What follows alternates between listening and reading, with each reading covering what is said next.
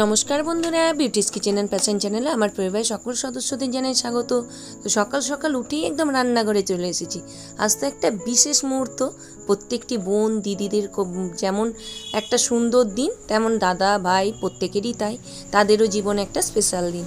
আজকে প্রত্যেক আমার সব পরিবারের দাদা ভাই প্রত্যেকে জানাই শুভ ভাইফোঁটার শুভেচ্ছা।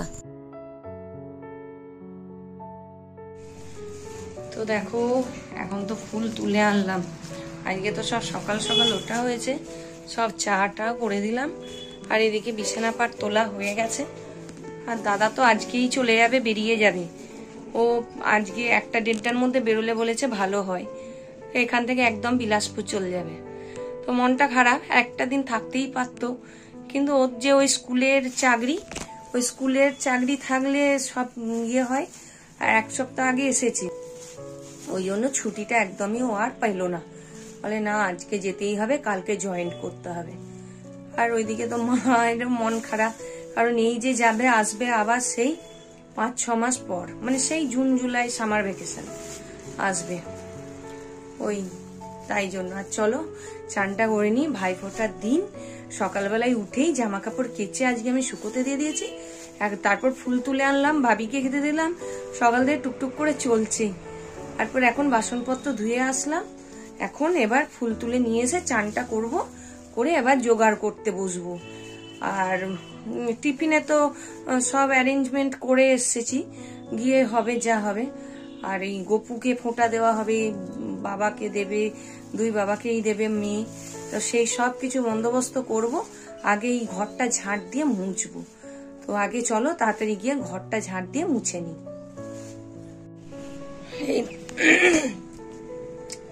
তো দেখো, আমি রেডি হয়ে গেছি। আর এই ড্রেসটা আজকে আমি পরেছি, জানি না দেখতে পাওয়া যাচ্ছে কি না। তো এই শাড়িটা আমি পরেছি আজকে।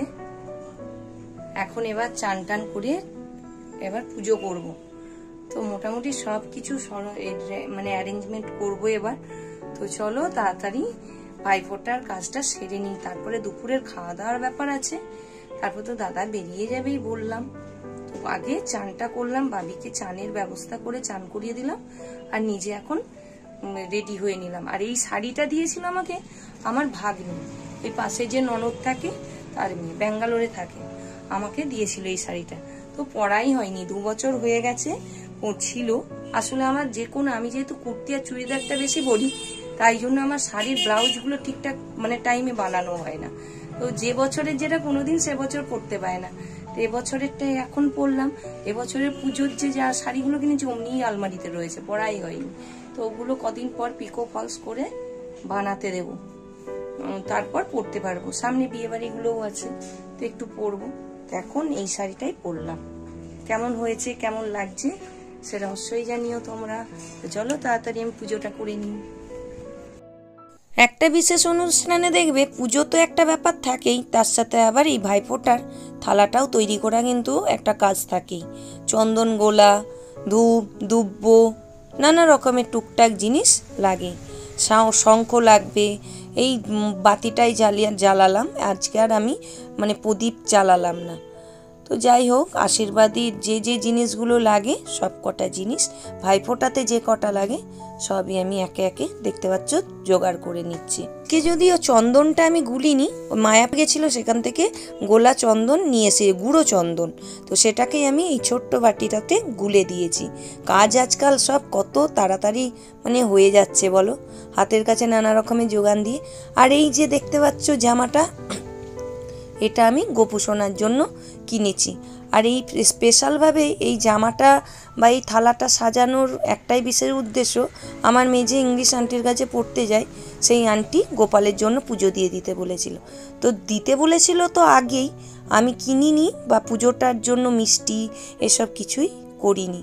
তো এই ভাইফোঁটার দিন বিশেষ দিন বলে ভাবলাম যে আজকের দিনটাতেই গোপু সোনার যা যা পছন্দের জিনিস, মিষ্টি, একটু জামা এসব নিয়ে এসে পুজোটা দিই।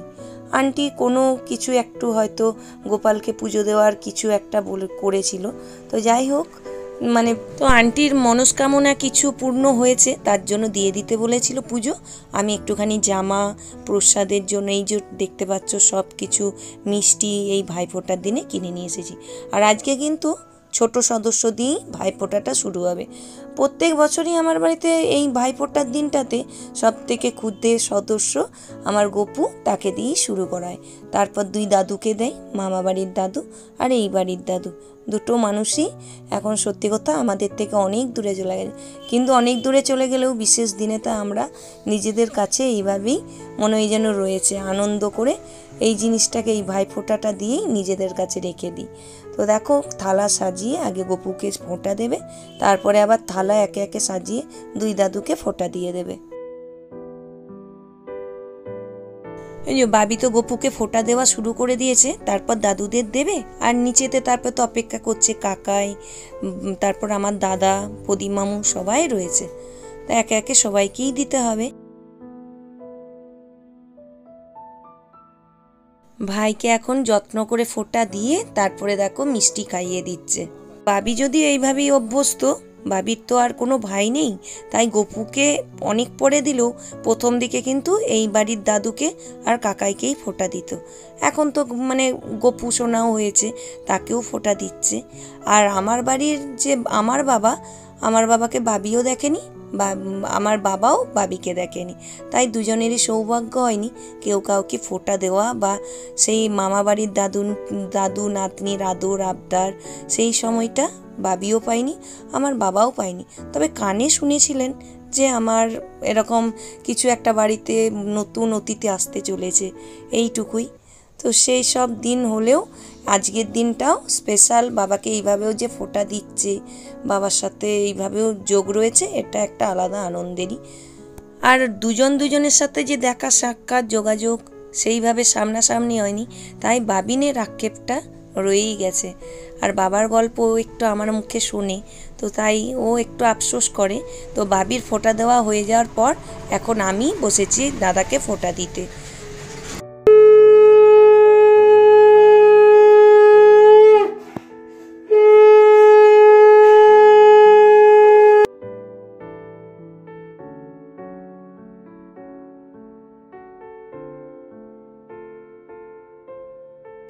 আর মায়েরও তো ওই অবস্থায়, মায়ের নিজস্ব 2 ভাই রয়েইছে, আর এই মামুকেও এখানেতে মানে ভাই হিসাবেই মানে। আর আমরাও সত্যি নিজের মামা মনের মানে মামাই ভাবি, তো মামুকে এখানেতে ফোঁটা দেয়। আর বাঁকুড়া থেকে 2 ভাই আসতে পারেন না মায়ের, তাই এই মামুকেই এখন মা ফোঁটা দিচ্ছে। এরপর পড়বে বাবির পালা, বাবি এখন কাকাইকে দিচ্ছে ফোঁটা।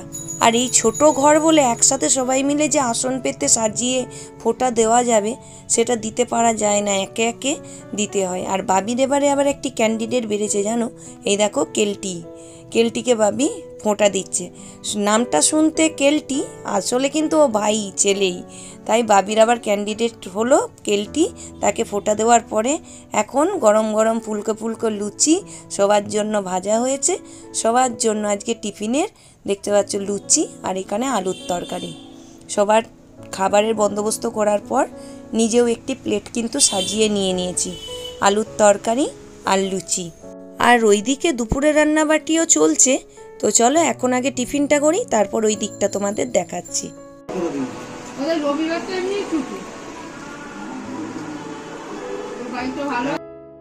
আর এইদিকে তো দেখতে পাচ্ছ রান্না বান্না মোটামুটি অনেকটা এগিয়ে গেছে, ভাজাভুজিগুলো তো হয়ে গেছে, 5 রকমের ভাজা হয়েছে। এখানে তো ঝরঝরে সাদা ভাত, একদম ঘরোয়া বাঙালি যেরকম রান্না বান্না সাজিয়ে গুছিয়ে দেওয়া যায় সেইটুকু সবটাই চেষ্টা করা হয়েছে করার। আর এখানে দেখতে পাচ্ছ হয়েছে ডাল, ধনেপাতা এখন নতুন বেশ শীতকালের উঠছে, ওইটা ছড়িয়ে ধনেপাতা দিয়ে ডাল। আর এখানে চিংড়ি মাছের ভাপা মতো করা হয়েছে। আর ওইদিকে দেখো মটন তৈরি হচ্ছে। আর আমি তো মানে মটন খাই না, তার জন্য আলাদাভাবে একটুখানি চিকেন করা হবে। আর দেখো মা রান্নাবান্না সবই মোটামুটি করছে।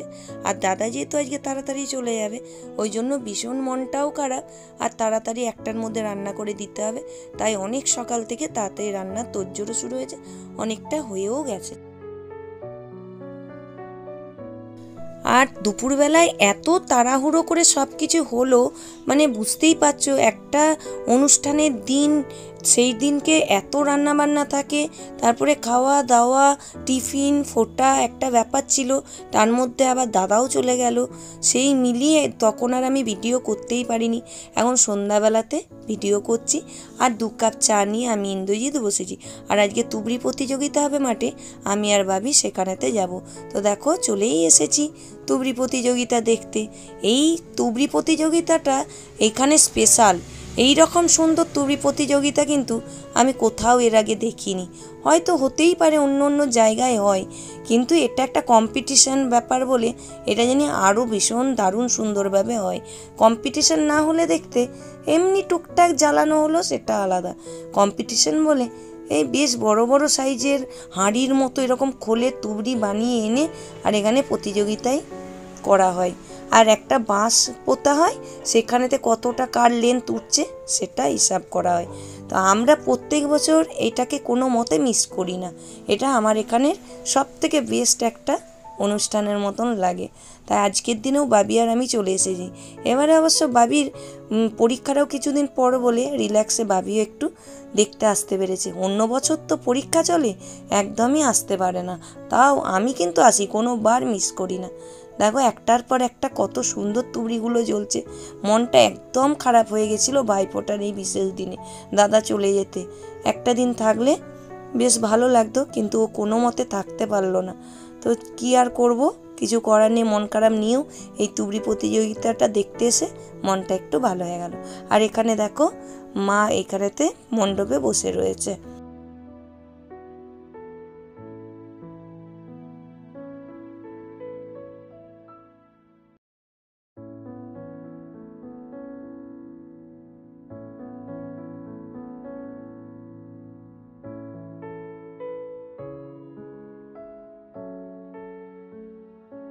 আর এদিকে তো প্যান্ডেলটা ঘুরিয়ে ঘুরিয়ে তোমাদের দেখালাম।